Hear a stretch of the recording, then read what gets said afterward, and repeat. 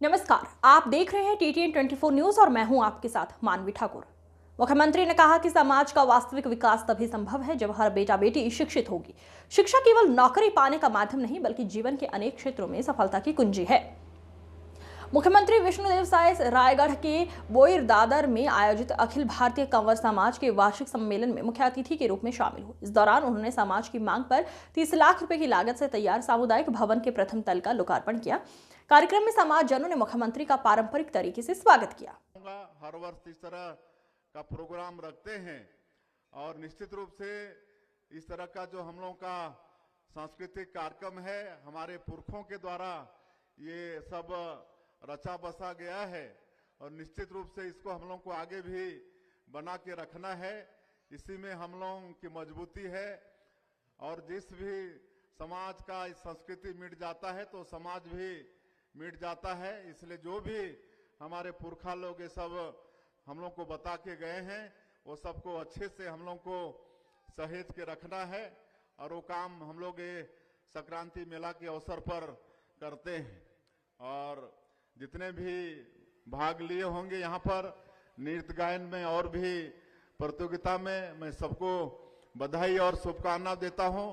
और हम देख रहे हैं कि हर साल यहाँ पर इस अधिवेशन का, इस संक्रांति मेला का भव्यता बढ़ते ही जा रहा है और इसमें निश्चित रूप से हमारे समाज के पदाधिकारियों का, महिला विंग का, युवा लोगों का, सबका परिश्रम है, मेहनत है।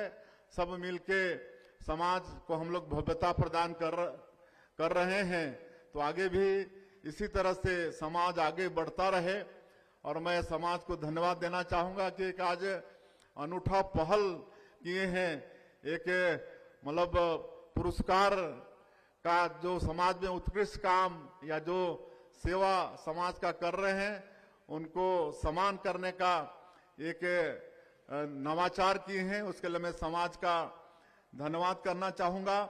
आज कंवर रत्न ऐसा सम्मान से मुझे सम्मानित किए हैं, इसके लिए मैं समाज का बहुत बहुत आभारी हूं। छत्तीसगढ़, झारखंड, उड़ीसा, जितने भी प्रदेश में हमारे समाज के लोग रहते हैं, ये सबका आशीर्वाद है कि आप सब लोग कंवर रत्न से हमें सम्मानित किए हैं और मैं जानता हूं कि ये बहुत बड़ा सम्मान है और मेरे लिए सौभाग्य है कि आज मैं अपने सगा बंधुओं के बीच में आया हूं, आप लोगों का भाई हूं, आप लोगों का बेटा हूं।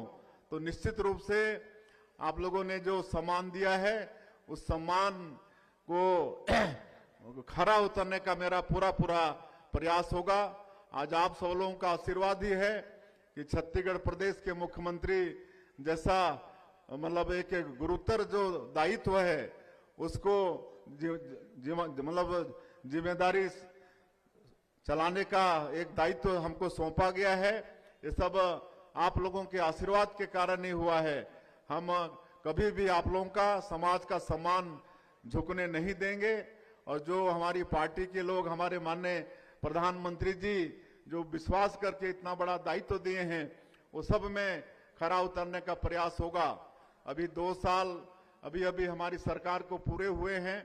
हम 2 साल का भी आप लोगों को बधाई देना चाहेंगे और चूंकि समय नहीं है और बोलने को तो बहुत कुछ है, लेकिन 2023 के विधानसभा चुनाव के समय जो भी हमारी पार्टी और हमारे आदरणीय प्रधानमंत्री जी छत्तीसगढ़ की 3 करोड़ जनता से वादा किए थे, जिसको हम लोग मोदी की गारंटी का नाम दिए थे और मोदी की गारंटी को पूरा करने का हम लोग भरसक प्रयास किए हैं।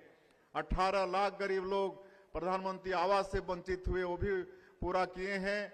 किसानों का वादा भी पूरा किए हैं। आज उनका धान 21 क्विंटल प्रति एकड़, 3100 रुपया प्रति क्विंटल का दाम दे रहे हैं। 2 साल का बकाया बोनस दिए, जिसको करीब करीब किसान लोग भुला गए थे। 3716 करोड़ रुपया 13 लाख किसानों का। आज 70 लाख से ज्यादा हमारी माताओं के खाता में 23 किस्त भेज चुके हैं। 14,000 करोड़ से ज्यादा राशि 2 साल में उनके खाता में भेजने का काम किए हैं। 1-1 हजार रुपया हर महीना भेजते हैं और अच्छा आर्थिक सशक्तिकरण इस पैसे से हो रहा है। 1,000 रुपया महीना कहने से कम लगता है, लेकिन गांव के लिए अगर किसी परिवार में किसी माता के खाता में अगर 1,000 जाता है तो हम समझते हैं बड़ी राशि है।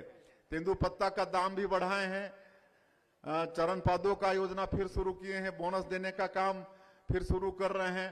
रामलला दर्शन योजना में 40,000 से ज्यादा लोग लाभ पा चुके हैं। अयोध्या जाकर प्रभु श्री राम का दर्शन करके आए हैं। मुख्यमंत्री तीर्थ यात्रा दर्शन योजना अभी फिर शुरू किए हैं, जो पिछली सरकार में बंद हो गया था। उसमें भी 5,000 से ज्यादा लोग लाभ ले चुके हैं। 19 जगह को पूरे देश में चिन्हित किए हैं। पीएससी घोटाला की सीबीआई द्वारा जांच कराए हैं, उसमें भी जो दोषीदार हैं वो भी जेल के अंदर में है।